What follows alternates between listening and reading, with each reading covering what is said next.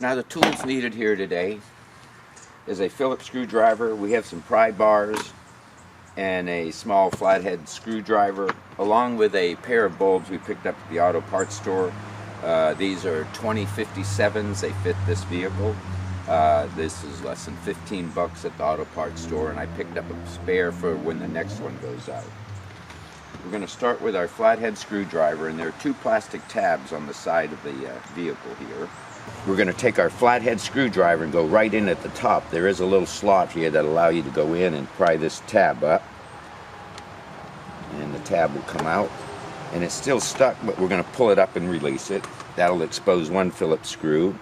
We're going to do the same for the second. These are both the same, so there's no getting them mixed up. If you need other car stereo help, see our website, or see my website, carstereohelp.com. There's a lot of car stereo removal along with a lot of other things you can do there as well to take care of your vehicle.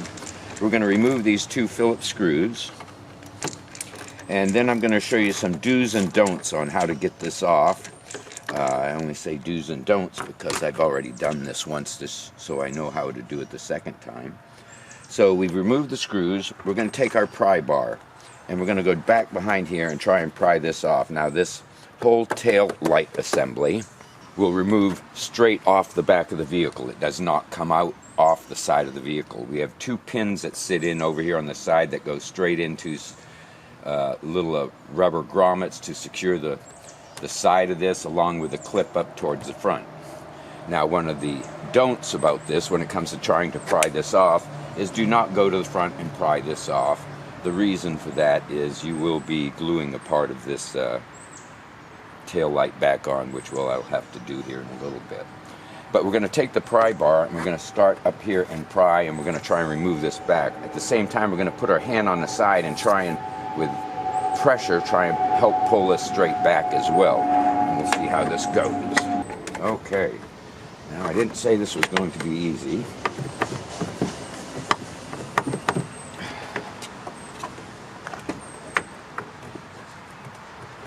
A lot of dirt down underneath there. Take our other pry bars, try from the front bottom as well.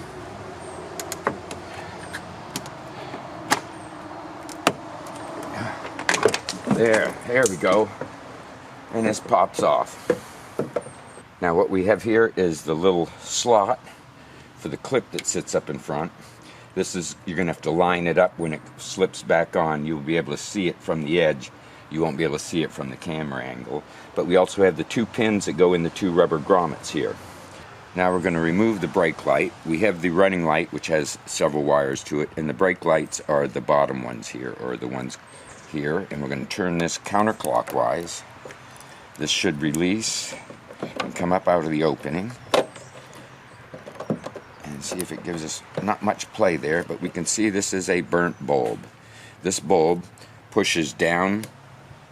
It's spring-loaded somewhat, so you push down. Be careful you don't break the bulb because it'll break your fingers, and the bulb removes. Now this bulb has two tabs on it that fits two slots here. Now one tab is taller than the other, so this bulb only fits one way. We're going to take the new bulb, place it down into the slots, and turn clockwise a quarter turn. Now this one locked in. If you put it in the wrong way, it will not go in and lock. So we know we got it in the right way. There's only one way to put it in. That's it. We place it back into the opening. And there's slots here where it lines up. You can't see, they didn't give much play here unless let me pull this back out.